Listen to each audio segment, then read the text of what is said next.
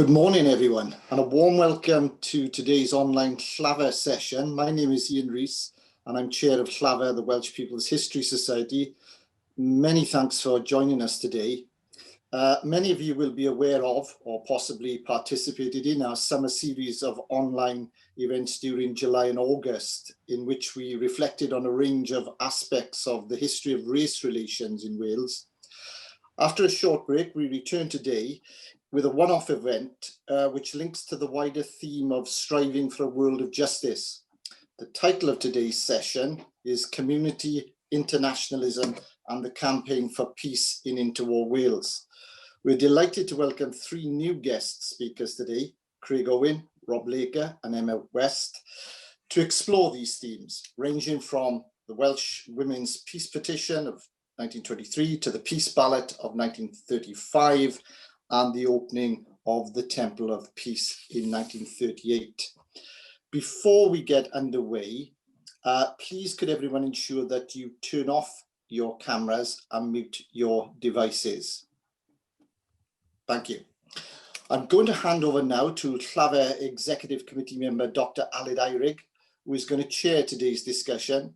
Aled is an expert in today's topic and is author of the recent groundbreaking study into opposition to the Great War in Wales, which examined the 900 Welsh conscientious objectors, who they were and what inspired them to take a stand against the horror of war. Aled, a very warm welcome and over to you.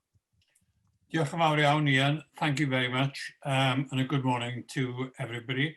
It's my pleasure to chair this session. We have three speakers. Each will speak for 15 minutes and then we'll open it up to discussion and question and answers. The first speaker is Craig Owen.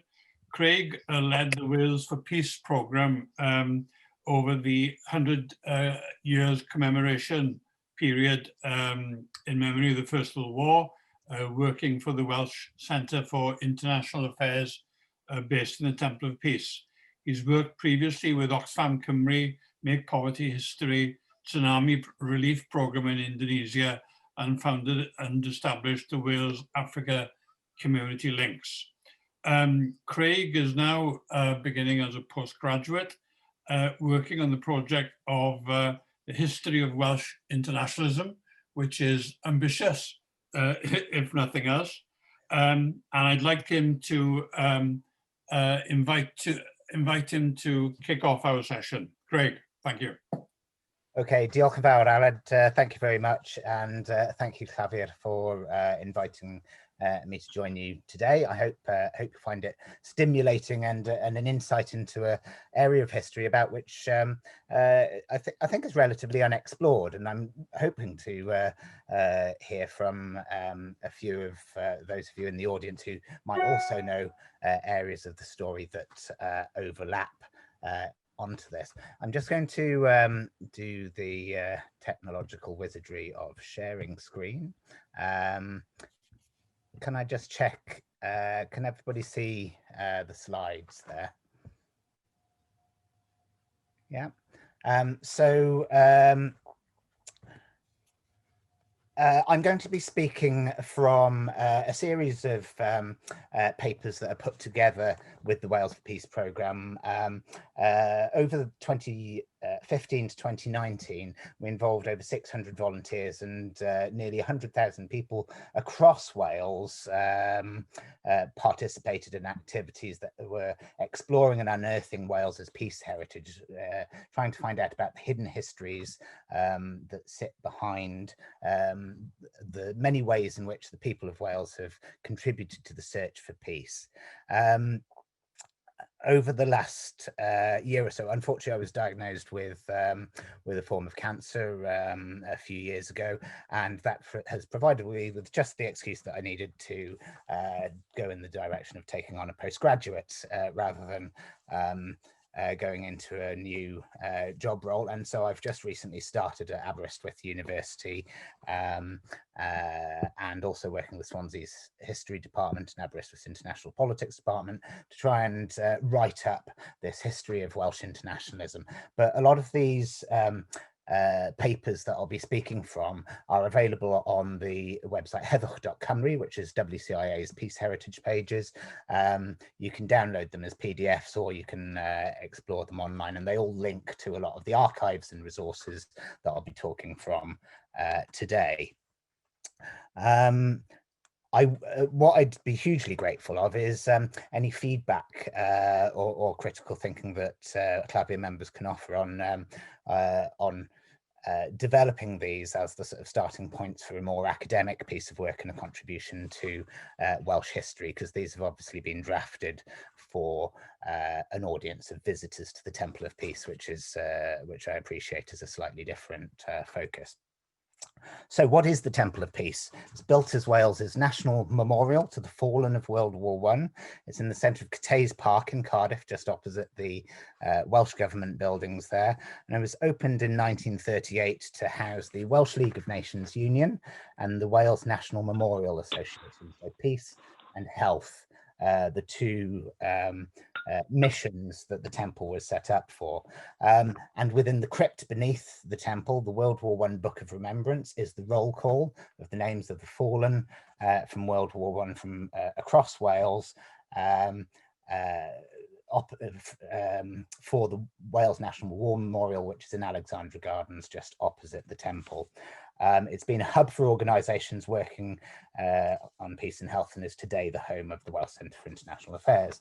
Now, at the entrance to the Great Hall of Nations, this linen hanging here recounts the Welsh efforts for world peace, 1920 to 27.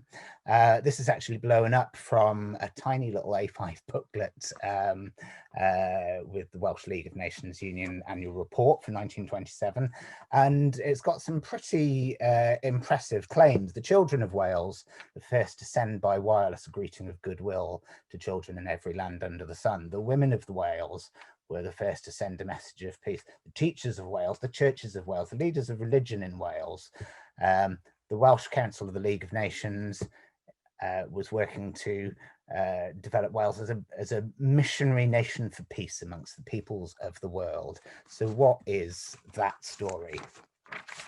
So to tell that story, I'd like you to join me in coming to this rather nice house in mid Wales. This is Plastinum in Montgomeryshire in Powys. Now, we often say that history is not just learning lessons of the past, but the relevance for the present day. We're in the midst of a pandemic. We don't yet know what the impacts of the second wave might be, or where or how it might end. Society is riven and divided. There's change and uncertainty in the air. There are many different opinions about a smooth talking PM as to whether he's a champion of the people or whether he alienates people from his ideologies, and what on earth is going on in America with the election, the chaos and the riding roughshod over international agreements. What can we in Wales do about it? Welcome to the 1920s. The Davis family, a microcosm perhaps of many Welsh households.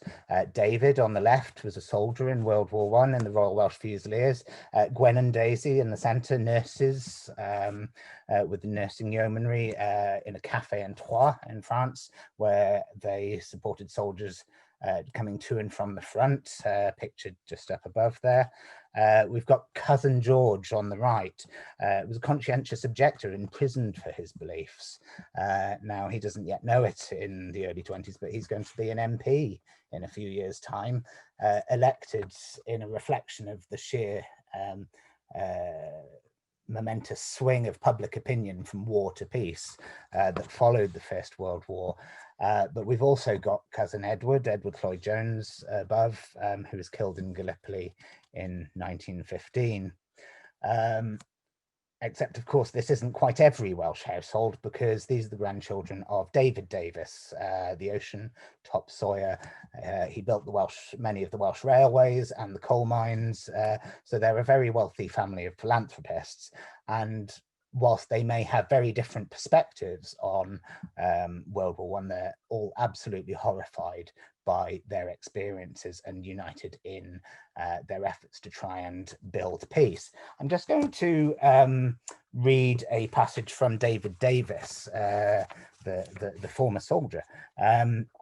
Now, he was also a private secretary to Lloyd George through the war, so he was party to many of the decisions that went into the planning of the First World War, and actually very much rifted with Lloyd George as a result. And many years later, he hosted a reunion of his men from the former 14th Battalion of the Royal Welsh Fusiliers. And this is a quote that he said during that reunion. "In the silent moments of our remembrance, we confront the great phantom host, which included the dearest friends of our youth. They would now have become restive at the thought of what we, who now know what war means, are doing to save their dear ones from a similar fate. They say, 'What are you doing about it all?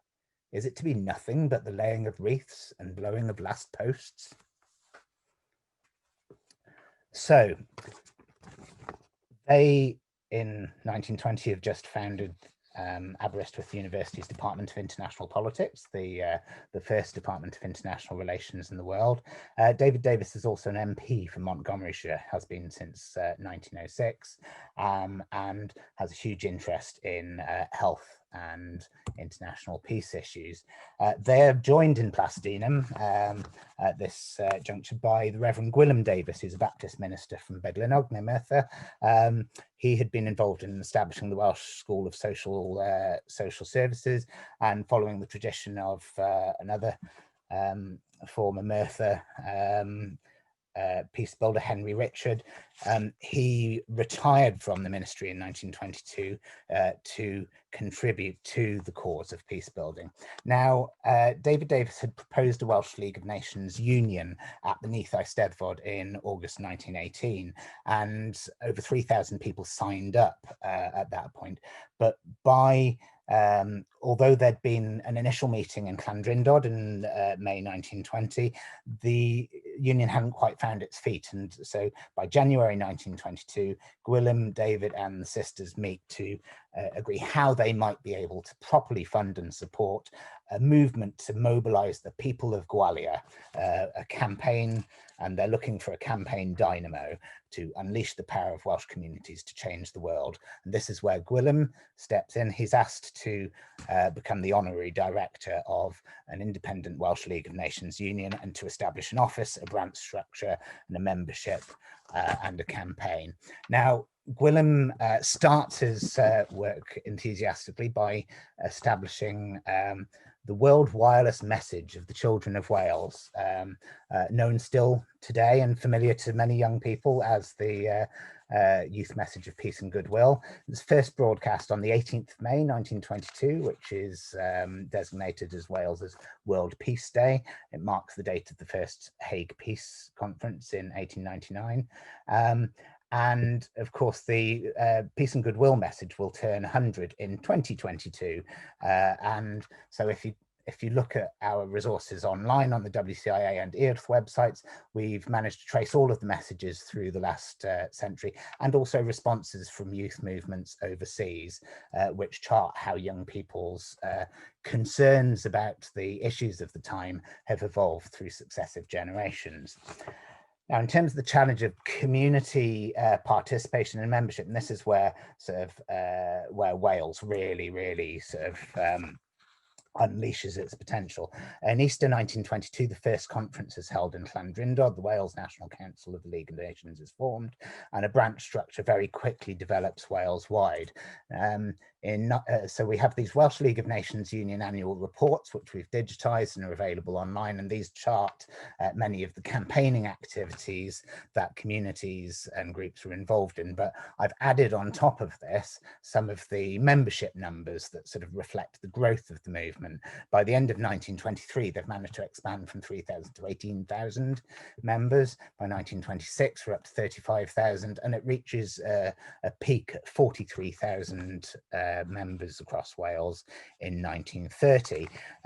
Not only that, but that is across 794 communities, so different community groups, and a peak of 302 youth League of Nations groups as well. And the sort of activities they're doing are public meetings, debates, lantern lectures, fundraising. Rob will talk more about Daffodil Days, campaigns and petitions on the arms trade, law not war, Eisteddfods, peace pageants, school competitions. There's a Geneva school scholarship scheme, and they developed the WAAC, Wales Education Advisory Committee, which develops the world's first peace education curriculum, Teachers in World Peace. And that actually will later go on to inspire the creation of UNESCO, which Gwilym Davies was asked to draft a model constitution for in 1941, which then fed into the process that led to the creation of UNESCO after World War II.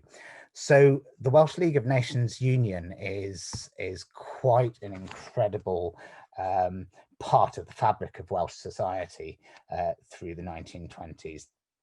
And alongside this, the chair of the Welsh League of Nations Union is a woman Annie Hughes Griffiths, and in August 1922 at the Welsh School of Social Services in Llandrindod, Wales, she and many others float the idea of a peace movement, specifically among the women of Wales.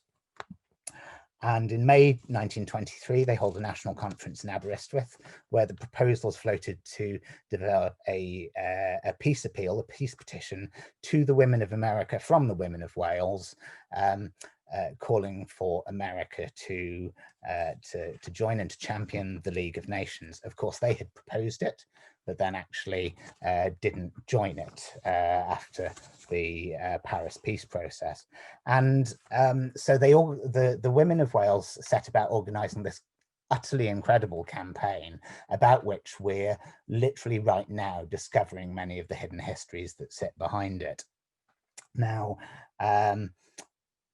we had the joy of finding in the National Library of Wales last year a diary that Annie Hughes Griffiths had kept of her visit to America. So they travel out to Washington, where they deliver the Women's Peace Petition in this beautiful leather binding. Now, this leather binding actually sits in the library of the Temple of Peace in Cardiff, and we found it in 2014. One of my colleagues, Martin Pollard, found it within the library shelves, and we did not know the story behind it. So this is one of those fantastic hidden histories which has really sort of come to light in the last few years and has been sort of explored by the combined efforts of volunteers and women and groups across Wales trying to uncover this this story. Now, Annie's diary, which we've also digitized and put online, recounts the trip. So as well as meeting President Calvin Coolidge, where they present the Women's Appeal with 390,000 names on a petition that the American press point out is 7 miles altogether in length, in a great oak chest that is presented to the Smithsonian Institute and housed for all time there. Now there is an effort to through Academy Heather, the Wales Peace Institute, to mark the centenary of the petition with a project that will explore the story of how communities contributed to that. And there's an opportunity for Llafur members to be able to contribute to that. This is literally being uncovered as we speak. So we really, really value your contributions. Now, we've been able to find out much about Annie's story. I believe in the audience is also Sian Rhiannon Williams, who's been exploring the story of Mary Ellis, who's one of the peace delegation in the picture, who did a lot of the pre-organising of the trip. So this is one of the most exciting parts of Wales's peace heritage story. It's followed in 1926 by a peace pilgrimage from North Wales, where 2,000 women descend on the village of Penygroes in Carnarvonshire, flying the blue flag of peace, and they march to the castles of North Wales and ultimately to Hyde Park, calling for law, not war. There was also a march from Swansea, about which we know very little. So again, any takers to fill in that history would be a phenomenal asset. Now, 1926 is also marked by welcoming the International Congress of the League of Nations, who have met in Milan and Geneva and so on, to Aberystwyth, slightly unexpectedly. It was due to be held in Dresden, but due to the accession of Germany to the League of Nations at Locarno in 1925, there was some objections to Germany hosting it, and so Aberystwyth, through David Davis, stepped in, and so we return to the man in the bowler hat, just at the bottom there, in this fantastic photo of representatives of the League of Nations societies there on the lawn by North Road. Now, I'm going to finish here with the inauguration of the Wales National War Memorial by Edward, Prince of Wales in 1928. The Book of Remembrance, as a roll call of the names, is unveiled. And alongside that, the proposal for a Temple of Peace is put forward. Originally proposed for the site of Devonshire House in London, it had been something that David Davis and peace builders through the 20s had championed as an ideal for some years. And in 1929, Cardiff architect Percy Thomas draws up proposals to design a headquarters that befits what is now one of Wales's biggest and most influential organisations, Welsh League of Nations Union, and also the Wales National Memorial Association, whose mission has been to eradicate tuberculosis. So the League seems unstoppable, but unfortunately, this scene with the scaffold for the construction of the Temple of Peace is not going to be seen for another 10 years, because of course the 1930 crash hits and the Great Depression brings great projects to a halt. The 1931 Manchuria crisis causes a crisis of confidence in the League of Nations, and so we go into the 1930s with very much a change of tone. And I'm going to pass over now to Rob and to Emma to take us through the 1930s events and to the opening in 1938. Diolch yn fawr. Thank you very much. Thank you, Craig. Thanks very much. Our next speaker is Rob Blaker. He's just finished a master's in Swansea University on the fascinating subject of Winifred Cwm Tennant, who was the, I think, first woman from Britain to be on a delegation to the League of Nations. But he's going to speak in particular today about the Daffodil Days, and in particular the Peace Ballot, which I suppose was the high mark of the peace movement in the 1930s. Rob, thank you. Thanks, Aled. I'll just get the PowerPoint up.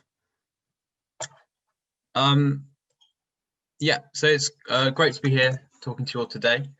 I wanted to build on Craig's segment by exploring how this Welsh peace activism and this tradition manifested itself during the 1935 Peace Ballot. So the ballot was a national vote on government policy, and it was an overwhelming endorsement of international cooperation. 96% of respondents UK-wide believed that Britain should remain a member of the League of Nations, and this figure rises to 98% among Welsh respondents. But the ballot is significant for Wales in particular because the nation produced such uniquely high levels of participation. While the UK as a whole saw an average electoral turnout of around 38%, in Wales, 62% of people over the age of 18 participated or responded to the ballot. And I mean, this is illustrated, I think, partly you can see in these top 14 constituencies in the UK, the top 12 of which are in Wales, with some of them fantastic electoral turnouts. And historians, I've spent a lot of time exploring the result of the ballot across the UK, evaluating it in terms of its successes and failures, its typicality and bias, its short and long-term consequences. But to me, I think the significance of the ballot lies less in the result and more in the way in which the result was achieved. The fact that the ballot technique was so much more successful in mobilizing people in Wales has received really very little attention. And this success was, as I hope to show today, the product of this community peace activism, which had, as Craig has demonstrated, become embedded in Interwar Wales by 1935. So before we look at Wales specifically, I'm just going to outline a bit about the Peace Ballot generally. So the 1935 Peace Ballot was a UK-wide survey organised by the League of Nations Union, independent of the government. Because it was not government run, it was obviously not legally binding, but its aim was to demonstrate that a public consensus existed on some of the key questions of foreign policy of that day. And the hope was that this would put pressure on the government to pursue international looking policies. Although the political affiliation of these organisers did skew liberal, it was a genuinely non-partisan endeavour, which involved volunteers of all political persuasions and from all walks of life across the UK. And to understand the numbers produced by the ballot, which I promise I will get onto in a minute, it's important to understand, I think, the personal interaction which was at the heart of the ballot technique.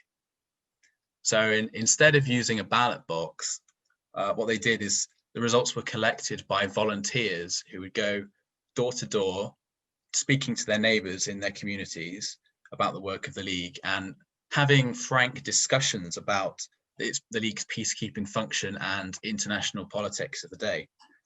These volunteers would then give each member of the household a copy of this ballot, which you can see half of here, which they would then return a few days later to collect. And it's through this method that the British public were asked to vote yes or no on these foreign policy issues. Well, across Great Britain, 11.6 million people responded to the ballot, returning an overwhelming message of approval in almost every category. As I mentioned, 96% in favour of involvement with the League of Nations. Given its scale, ambition, and rigidly binary approach to complex international issues, it seems perhaps apt that the Peace Ballot has been described as Britain's first referendum. There are some problems with this characterisation. Volunteers were also campaigners, and the ballot was really never intended to be a neutral survey of public opinion. And I think because of this bias, which historians have kind of focused on, the ballot is often dismissed, and it isn't as well known about publicly, I think, as it perhaps should be. Few people have taken the time to look beyond the results at the sheer mobilization of support which was required to facilitate it. And as such, the fact that Wales was such a unique case has really been lost to popular understanding. So turning now to Wales specifically, it really was, I think, a manifestation of this community-led peace activism, which Craig was talking about. In Wales, the responsibility for organising the ballot fell to the Welsh League of Nations Union, and run by a small committee, they coordinated the ballots, they raised public awareness, and they produced their own campaign literature for canvassers. It was to be, as David Davies described it, one of the greatest experiments ever tried in this country, the essence of democracy. And assisting the Welsh League of Nations Union in this task were 17,000 volunteers from communities across Wales, who took on the task of canvassing in their local area. This would mean that local women, and it usually was women, would go around knocking on the doors in their community and talking to their neighbours about the League and why Wales's involvement with it at a national and at a local level were important to its work. And it was thanks to their efforts that over 1 million people in Wales responded to the ballot, who, according to the Welsh League of Nations Union, produced the following result. There's a lot, I think, that can be said about these numbers. But to me, the question that jumped out was this discrepancy in the top line between voter turnout in Wales and the UK as a whole, which of course is inflated by the Welsh figures. The answer to this lies, I think, in the intimacy of the ballot technique, which played to Wales's now established affinity with community activism. As one report noted at the time, the proportion of answers obtained in any place was chiefly dependent on the number of workers available for distribution, explanation, and collection of forms. So in other words, the success of the ballot in any given area depended on the willingness of somebody living there to take the initiative and give up their time to promote the ballot within their community. And that this is the case is really reflected actually in the distribution of votes in the Peace Ballot. So Cardiff areas produced some of the worst turnout across for the whole of Wales. Actually, all of Cardiff averaged around 30% electoral turnout. But some smaller communities saw much higher rates of participation. So in small villages like Llanafil, actually recorded 100% participation. That is, all 300 adults living in that village filled out and responded to the Peace Ballot. And I think that these cases can really be put down to what was probably one person or maybe a small group of people taking the initiative and just going around their community and making sure that everybody had responded in a way which just wasn't possible in places like Cardiff. And between these two extremes, we see the trend. And it's a trend that the smaller the town, the better the voter turnout. And I think this really reflects the power of personal connection and community cohesion in these results. Given that this was the strategy going door to door, there are some impressive outliers, of course. Plenty of towns like Tredegar saw 70% of the electorate responding to the ballot. And even some larger towns actually obtained phenomenal results. So in Port Talbot, for example, 83% of the town's 27,000 adults voted. Again, I think a testament to the dedication of the volunteers on the ground for going around and chasing up so many people. But this doesn't necessarily account for why Wales was uniquely successful in mobilizing such a network of volunteers in every town, pretty much across Wales. English people are, I promise you, perhaps contrary to popular belief, perfectly friendly and engaged with their local communities. And the answer is that, as you have heard a bit about from Craig already, in Wales, there was a real precedent for Welsh people engaging with international affairs at a local level. There are multiple ways, I think, that this tradition can be demonstrated, but to me, the most striking is that of Daffodil Days. The Daffodil Days were local events which were held across Interwar Wales, in which local people would organise the sale of daffodil days within their community to raise money for the League of Nations. The first Daffodil Day was held in Cardiff in 1923, but they continued to grow in popularity right up until the year 1938, in which year, as you can see, 342 Welsh communities held one. And they had, certainly by 1927, become an established part of Welsh cultural life and this peace activism tradition. So this is an interactive map I created, or a screenshot at least, of the one I created during my research into Daffodil Days. And it shows all the communities which held at least one Daffodil Day at some point in the interwar years. I will post a link to this in the chat, maybe at the end, if you want to do some zooming in or look at it more closely. But I think the amount of yellow speaks for itself. For an event which occurred right across Wales in this period, even in the smallest of villages, really.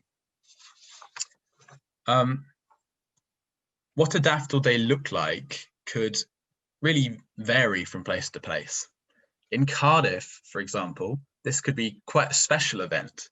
Sometimes a Daffodil Day might be almost a festival in the city, with volunteers dressing up in traditional costumes from around the world, hoping to emphasize the extent to which Wales was part of a global community. In one year, it was suggested that the lawn surrounding Cardiff Castle be planted with daffodils and rebranded as a field of hope. And a Daffodil Day could even coincide with a national rugby fixture, blending patriotism and internationalism together in one symbolic act. But in most smaller communities, a Daffodil Day usually took on a much simpler form. It would be local people knocking on their neighbour's door, talking to them about why they believed in international cooperation and why it was important that the League be supported at a local level. And what this established, particularly in those towns which held a Daffodil Day every year, was a precedent for the kind of people, the kind of technique, that was employed during the Peace Ballot. It was people chatting at their door to someone from their community about the League of Nations and why it deserved their support. So when the Peace Ballot came around in 1935, not only were Welsh people generally much better informed than their counterparts, I would say, elsewhere in the UK, but the Welsh League of Nations Union could draw upon what was by this point already a familiar interaction. Furthermore, it meant that there already existed a large network of volunteers from communities across Wales, usually local women, who could be called upon to organise and participate in the volunteering efforts on behalf of the League. And it's primarily for this reason that there existed this strong tradition, that participation in the ballot was over 60% higher in Wales than it was in the UK as a whole.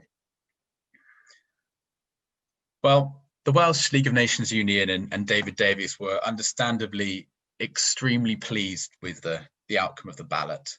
As Gwilym Davies, who Craig introduced you to just now, proclaimed, the ballot's result was the vindication of a democratic right of a free people and a demonstration of the notable achievements of Wales in the cause for world peace. And despite even the rocky events of the late 1930s, the Peace Ballot did give a real boost to the Welsh League of Nations Union. In 1937, it achieved its highest ever paid membership figures. And furthermore, the Peace Ballot provided a real momentum to the movement, which invigorated the plans for a Temple of Peace, emphasizing really the need for a suitable headquarters to reflect what was, by this point, a growing movement.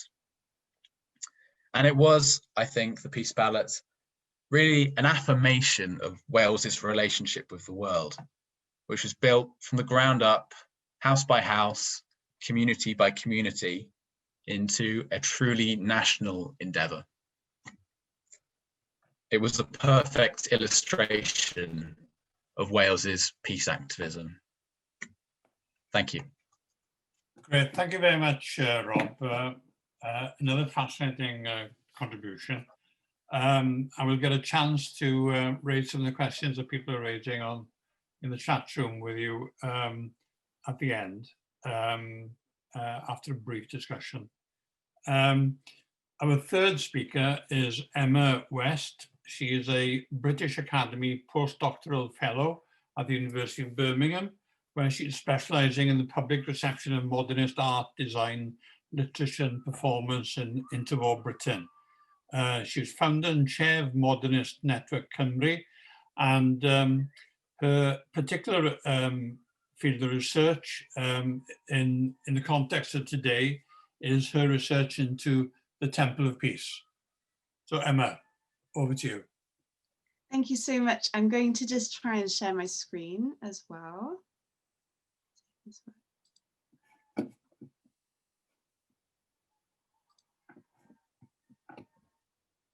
Okay.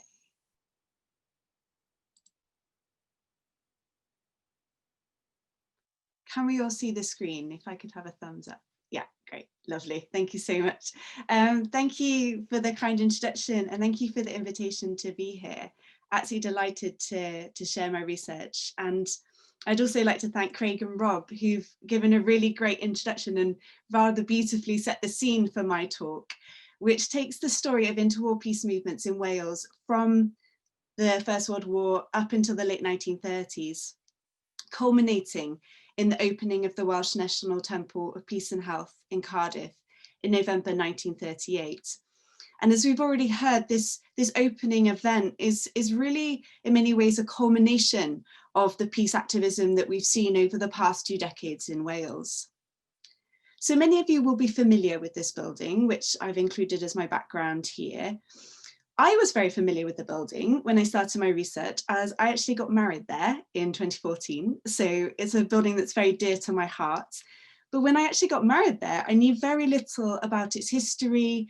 I didn't know about the movements which inspired it. I just thought it was a really beautiful place and, you know, loved the Art Deco features and things like that. So I was really pleased to have an opportunity to explore its history in some more detail. And that's the story I'm going to share with you today. I'm going to talk in particular about the opening in 1938 and look at a key figure from that opening, Mrs. Minnie James, who was from Dowlais in Merthyr, who actually opened the building, and tell her story. I'm going to pick up on some threads from Craig and Rob's talks, especially the role that women played in interwar peace movements. And I'm going to close my talk with a very brief look at an event that I co-organised with Craig and the arts organisation Dental Radical in November 2018 to commemorate the temple's 80th birthday. And really just to bring it up to the present moment and say a little bit about how we use the temple's extraordinary archive to bring the building's history to life. So when I began my research into the Temple of Peace, as I've said, I was mainly interested in the architecture, but I got into the archive and I got very distracted when I saw headlines like these: Most Tragic Mother in Wales opens Temple of Peace, and War Mothers at Cardiff Peace Temple. I immediately had a lot of questions. Who were these women and how did they come to open the temple? There seemed like there was a story there. And so I kind of gaily abandoned the research I was supposed to be doing in favour of this much more interesting story. Now, in order to tell this story of Minnie James and the War Mothers, we need to go back to the First World War and to the temple's founder, Lord David Davis. And Craig has luckily already introduced you to David Davis, so I won't say too much here. But he was, as we've already heard, an enormously influential figure in Welsh politics and public life in 20th century. And he first conceived of this Temple of Peace after his experience of serving in the trenches in the First World War. As we've heard, the temple was to act as a memorial to those who lost their lives during the conflict. It would act as a permanent home for the Welsh Book of Remembrance, which you can see there on the right, and that would be housed in the purpose-built crypt. And any of you who have visited the Temple of Peace will perhaps be familiar with the crypt, which is a really quite a sacred space, actually. This beautiful little crypt, which is designed simply to hold the Book of Remembrance, which, as Craig has said, contains over 35,000 names of those who lost their lives during the First World War. Yet Lord Davis didn't want the building to be a mausoleum. That was his words. He didn't want a mausoleum. He wanted it to be a place of inspiration, somewhere that actively furthered the causes of peace, justice, and health. So on a practical level, it was an imitative building. It would hold these two organisations we've heard about, the Welsh League of Nations Union in the Peace Wing, and in the Health Wing, the King Edward VII Welsh National Memorial Association, a bit of a mouthful, but that organisation was designed to eradicate TB in Wales. So it was going to house those two organisations, but it also had a very ceremonial function. As we've heard, in the centre of the building, there is the Hall of Nations, and that was designed to be what Lord Davis called a new Mecca. And you might be able to see on the right-hand side, don't know if my face is covering it, but there's a pamphlet from the opening and it was described, titled A New Mecca. Lord Davis conceived of the building as a place of pilgrimage. That's why they called it a temple. And he envisioned people coming from across Wales on special pilgrimages, peace pilgrimages, to take part in a service of dedication. And I'll say some more about that later. But I think it's absolutely crucial, as we've heard from the history of these interwar peace movements in Wales, that the temple did have its site in Wales. And as Sir William Jenkins remarked at the temple's opening ceremony, the people of Wales are the people of the temples. The people of Wales are for peace. They have fought for peace. So from the submission of architect Percy Thomas's original plans in 1929, the building took nearly a decade to be completed, as we've heard. And during that decade, the international situation changed entirely, from a place of relative security to the brink of another world war. So as the building neared completion, Lord Davis's thoughts turned to the opening ceremony and who would be best placed to open the temple. Now here's where we return to Minnie James and what the press called the mothers of the world, and you can see them here outside the temple. Much of the publicity around the temple's opening focused on these women, but what people don't often know is that they weren't actually Lord Davis's first choice. He initially wanted a member of the royal family to come and conduct the ceremony, but they refused as they'd visited Wales the previous year, and they didn't want to apparently show favouritism by coming to Wales 2 years in a row. Lord Davis was very annoyed by this, and he, in frustration, he remarked to colleagues that he was minded to ask the oldest and poorest wife of an ocean colliery workman instead. Now, it might have been an offhand comment, but his secretary, a Mr. Foote, described the idea as positively brilliant. It would be a case of a representative of the people launching an enterprise intended for the people's benefit, he wrote. So buoyed by his secretary's comments, Lord Davis engaged a PR firm, Andrew Reid of Adelphi in London, and together they hatched a plan. And they embarked upon a nationwide search for mothers who'd made the greatest sacrifices during the First World War to come and open the temple. Many of the women selected had lost several sons during the war, such as Wales's choice, Minnie James, who lost 3 sons to the conflict. As Lord Davis put it is the mother who suffers the most when international law, order, and justice are set aside. He wanted the ceremony to be a focusing point for their fervent desire for peace.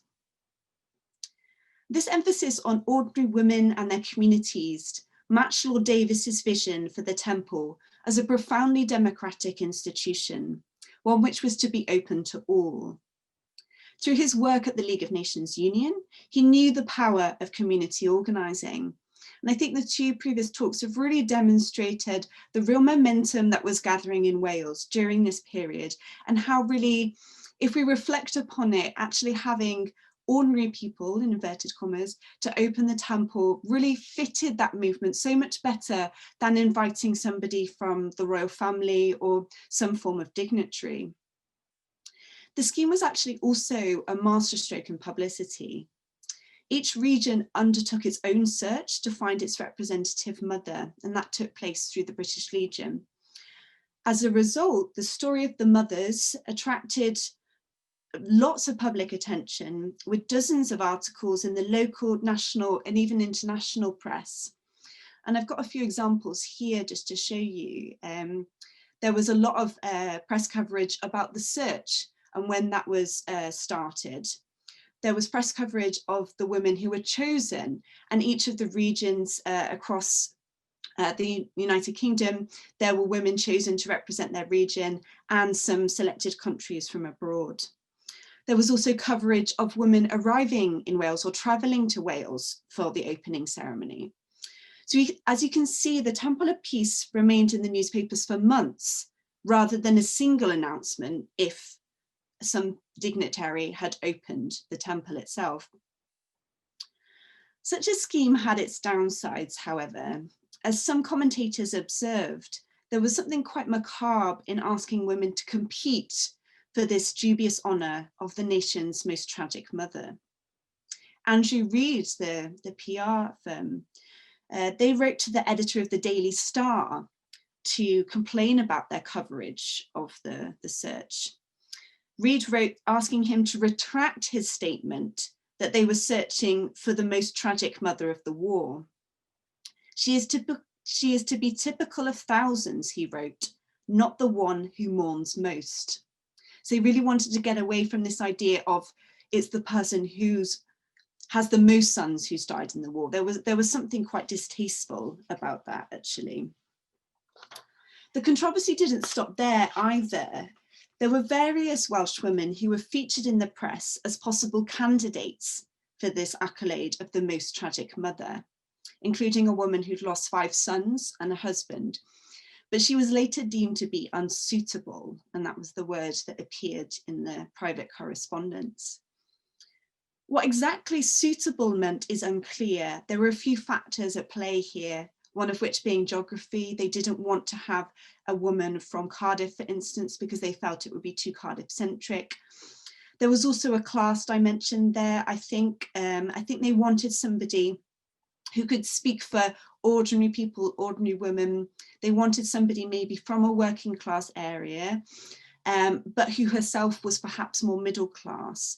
They had concerns because the ceremony was to be recorded and to be shown across the world. And I think they wanted somebody, the word they used was dignity. They wanted somebody who they felt could be very dignified in opening the ceremony. So there's a lot of kind of politics at play in that selection. It wasn't a simple process.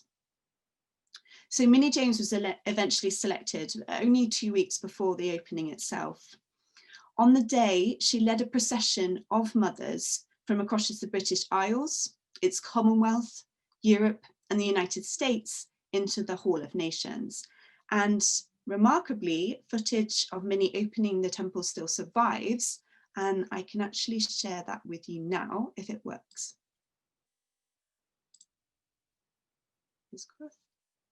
Can you give me a thumbs up if you can hear the sound?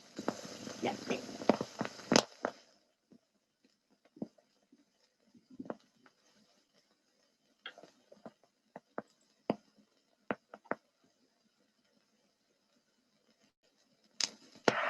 We are assembled here today to take part in a solemn dedication of this building to the noble purposes for which it was erected.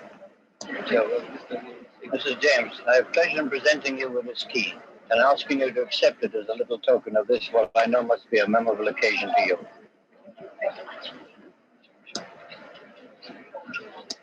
In the name of the women of Wales, it is my privilege to open the building.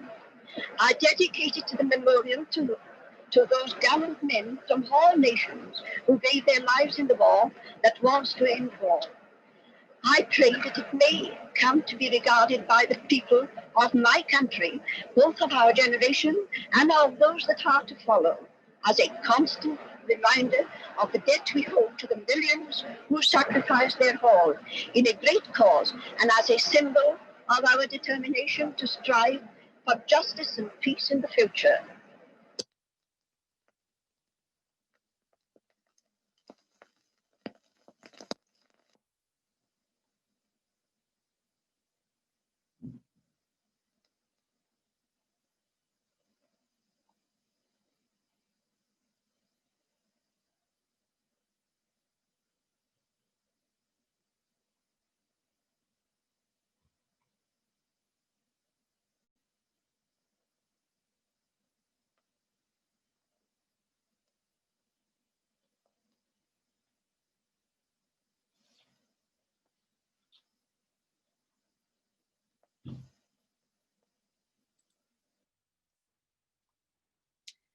So as you've seen, the mothers of the world were placed at the centre of the ceremony, but they weren't actually allowed to write their own speeches, unlike the many dozens of men who spoke at the ceremony and the following reception.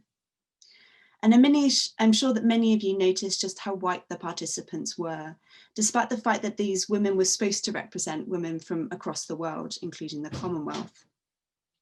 Yet these mothers were far from passive participants.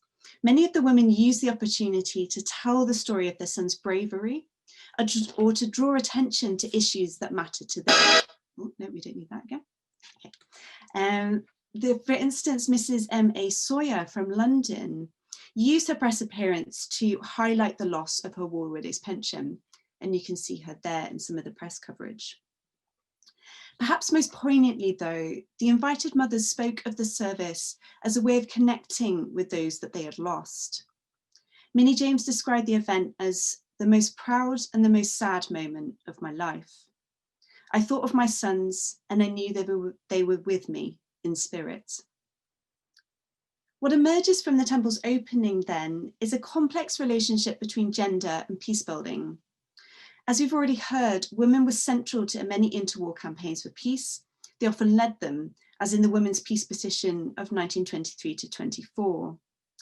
They played a vital role in laying the groundwork for a national institution like the Temple of Peace, but their participation in the opening ceremony bordered on the tokenistic. They were foregrounded in the media coverage though, and for many, it's Minnie James who's remembered, not the rest of the great and the good who were present. In some ways, the story of the Temple of Peace was a tragic one. Built to commemorate the First World War and to promote peace, its aims were scuppered just as it opened.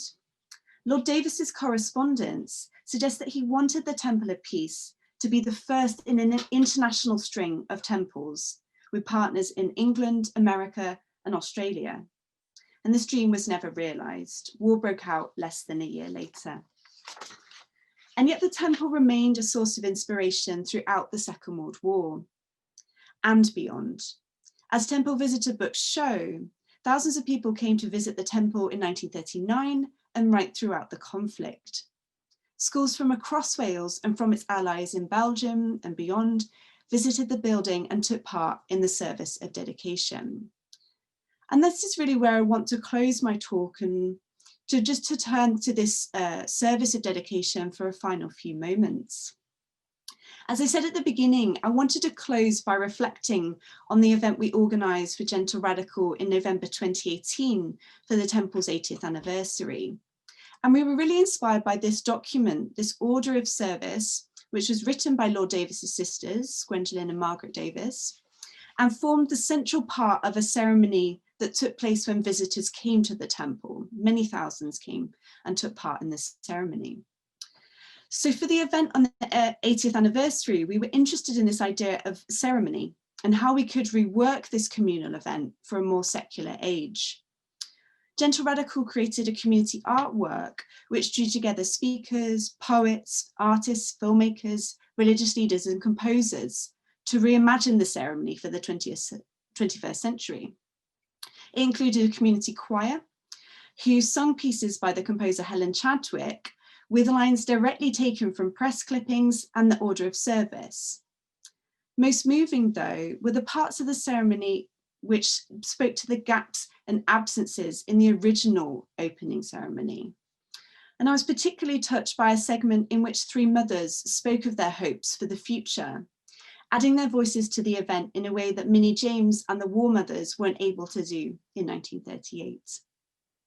So we could say a lot more, but what I want to emphasize is how contemporary the issues of peace, justice and health are today, and how much they really resonated with the communities that we work with as part of this project. I think I'm really proud of how the event restarted a decades-long conversation about the part that Wales can play in peace building. Thank you. Thank you very much, Emma, and much appreciated. Absolutely fascinating, and I think it complements the other two contributions very well as well. You'd have thought we'd planned it. There we are. While we've got about 50 people listening, and I'm sure appreciating, while they have the opportunity to collect their thoughts and put down any questions and comments in the chat room, I just wanted to sort of ask all of you two things, really. One is, it seems very ironic that I think Rob mentioned that the membership of the League of Nations in Wales was at its peak in the mid-1930s, but also that's the period when the League of Nations seems to be failing. And we have, you know, the Spanish Civil War historian, Howard Francis, amongst other things, in the meeting.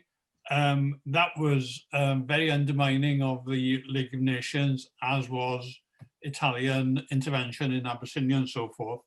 I mean, how does that square? Because you were saying, you know, there was still a lot of support for the for the work of the League of Nations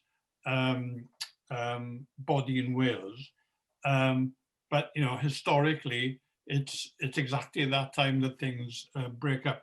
That's my first question. My second question is, how dominated it seems the League of Nations Union is by women involved as volunteers.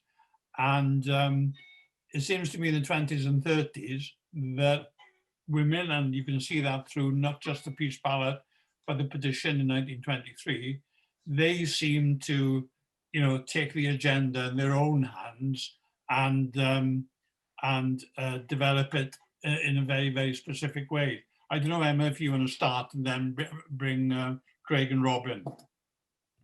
Yeah, thank you so much, Aled. Yeah, great questions. I suppose regarding the role of women, is something that Craig and I have been talking about a lot, because we're really hoping to, I suppose, join some of the dots between some of these really key incidents that you have, obviously the Peace Ballot, the peace pilgrimages, and then the campaigning for the Peace Ballot, and the Daffodil Days, you know, all of these kind of isolated incidents.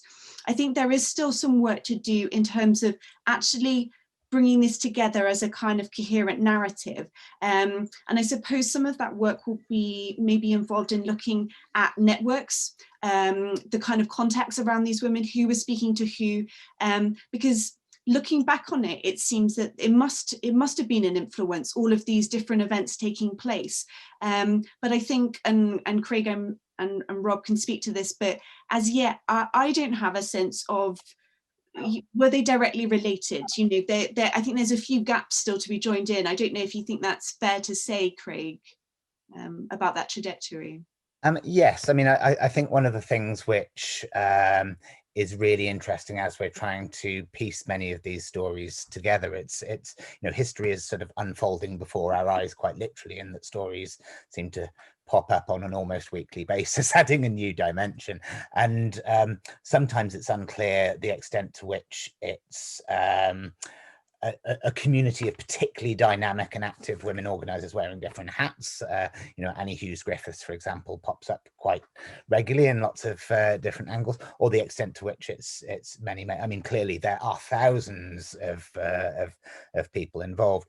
One of the digitised resources that we had and is available online, and I know Women's Archive Wales are taking a look at, is the lists of county organisers involved with the peace petition. And I think that as areas of research at that sort of level start to progress further, I think we'll get more of a sense of what the organising looked like at a county and a community level, because I am kind of conscious that although we've been trying to address the sort of the extent and the breadth of activism, we have just by nature just kept on returning to the Davis family, for example, and particular sort of leaders. So yeah, I think that's where there's a huge amount of scope for people to contribute. On the controversy of the 1930s question, I mean, it's interesting because there is a lot of the documentation from the League annual reports in the early 30s do really capture the challenge that a lot of campaigners, I think, find. There's a great quote from Willem Davis here saying, "No covenant can be made to work if the nations will not work it. It's not the League that's failed the nations, it's the nations that are failing the League." And so I think a lot of community activists across Wales kind of saw it as part of their responsibility to almost sort of correct the narrative and to really champion and say, look, don't just accept pinning the blame on other countries. Actually, it's our government, it's our responsibility to live up to our commitments, and our government isn't doing that, so we have to stand up to it. I've always had the sense that the Peace Ballot sort of re-energized that. Just very quickly, whilst I have a talking stick, as it were, I just thought it might be helpful just to quickly show for a few seconds the resources that are available online. Can you see my Safari browser? Yeah. There, just give me a thumbs up. So if you go to heather.cymru, you'll come across WCI's webpage with Peace Heritage Resources. You've got Wales's Temple of Peace and Health, Peacemakers feature articles. If we go to that as an example, you can see many of these stories here. If we click on something like the Women's Peace Petition, and then you get not only the story, but you also get links to all of the resources and archive materials behind it. So I would encourage anybody who wants to try and help piece together those histories and maybe look at where it overlaps with your own interest to explore that. I shall now pass the talking stick to Rob. Just before Rob comes in, Sharon Rhiannon's got a point that she's made. And she mentions a couple of the women involved in the petition, the peace petition in 1923, Mary Ellis and also Lyned Pris, later Lyned Pris Kochnik. She's struck by the international links they both made as part of that project. And there we are. Rob. Yeah. I mean, I agree with everything that's been said so far. I think in regards to the networks of people and who these people were and how they knew each other, a lot of that is still being uncovered. There's people like Stuart Book who are doing some really good research into that at the moment, but a lot of it remains to be uncovered, really. In regards to your first question, I think Craig hit the nail on the head, really. Abyssinia in particular was very controversial, obviously, in Wales, and it really divided people in two directions. The League had clearly failed, but some people decided, oh, the League's failed, we'll give up on it. But then other people went the other way and said, right, the League is in real trouble here. We've got to really double down on our efforts to make this work. And that's why you see more people paying membership. You see more Daffodil Days happening, even though the Daffodil Days were actually bringing in less money because the sellers were finding less receptiveness from people they were trying to sell to. More Daffodil Days were held because the activists realized they had to really pull out all the stops to get this thing going. So that's my answer to that, I think. And can I ask you, since we're in a Llafur meeting, what was happening with the Labour Party, the trade unions and the Communist Party in this period, in the 30s in particular? I'm not sure. Beyond the Welsh League of Nations Union was really non-partisan, so will have involved these people in some capacity. I know the Labour Party was actually very involved in a lot of the ground work on the ground, although maybe the upper hierarchies of the Welsh League of Nations Union were more liberal dominated. Yeah. When it came to finding volunteers in certain places that would bring its message to the people, it was often the Labour Party or trade unions that the League of Nations Union turned to kind of get supporters out on the streets. I don't know if Craig or Emma have any more to jump off on that. I suppose the main thing that I say actually is I think that is one of the areas about which we need more. I suspect that there will be many in Xavier's audience who will have much clearer knowledge or ideas, for example, from activities around the beginning of the Spanish Civil War and Wales's response to it, on what some of the overlaps with Welsh League of Nations union activity at a community level might have been like. I mean, I've seen reference in papers to events in miners' halls and community halls throughout the valleys, for example, and I've seen some really good examples of stuff relating to the quarrymen in the slate quarries up in North Wales, but that's not material that I've yet had the opportunity to explore in more depth. So I'd really welcome contribution. Okay, sorry, I'm just going to hurry along because we've got a couple of comments I want to go to. Rosemary's asking to what extent did the chapels and churches have an influence in the Peace Ballot? Well, Rob, I presume they had a pretty central role, did they? Yeah, again, similar to the trade unions, I think when the League of Nations Union turned to society to find its volunteers, it went to existing structures of people that would be sympathetic to their cause. They did turn to churches and chapels to try and raise the support and get the volunteers in the streets. So I think it's in that sense maybe that's where they came into play. Right. I've got a comment from Jean Silver Evans, which is very interesting. Not talking about the 30s, but the Second World War. She says, I wonder if many know the storied conscientious objector and teacher Rosalind Rusbridge, near Bevan, who campaigned against war in the late 1930s. She was among those who lost their jobs as council employees in Swansea in a flood of anger against peace activists early in World War II. In 1940, the move was illegal and the council was forced to offer the jobs back, but Rosalind chose not to return.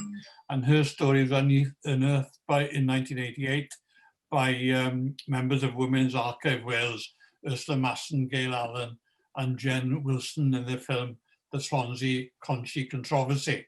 Does anybody else want an advert, I wonder? Let me know. Penny Owen said, so interesting, great speakers. We've really enjoyed this meeting, which is a very, very good cue for me to say thank you very much to the speakers.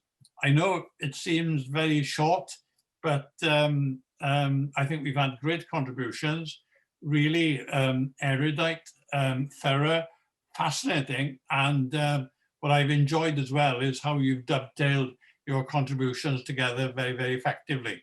Rob, you've put up a Google link to your maps, yeah? Yeah, just in case anyone wanted to do some looking, yeah. And before we finish, I must hand over to our chair, Ian. Thank you, Aled. Yes, well, on behalf of everyone, I'd like to extend grateful thanks once again to you, Aled, for chairing today's event, and to Craig, Rob and Emma for offering us such fascinating insights into the distinctiveness of the interwar peace movement in Wales. Many thanks to all of you, the audience, for your comments and questions via chat. Grateful thanks once again to James, Darren, Sean, Colin for their help in organising and publicising the event. As I mentioned at the start, our summer series of online events proved popular and highly stimulating. I'm pleased to say that if you've missed any of them, or if you'd like to listen to them again, links to our very own Llafur YouTube channel containing recordings of all 6 events are available via the Llafur website. The recording of today's event will also be uploaded there in the near future, so keep a lookout for that. If I can be allowed one more membership plug, if you are not a Llafur member, I do hope you will consider joining our society. Details of how to subscribe can be found on our website. We are currently in the process of planning another one-off event in November. Further details will be emailed to members and publicised on the Llafur website and Twitter pages as soon as they're available. It only remains for me to say thank you once again for your support, and we look forward to welcoming you back in November. Thank you.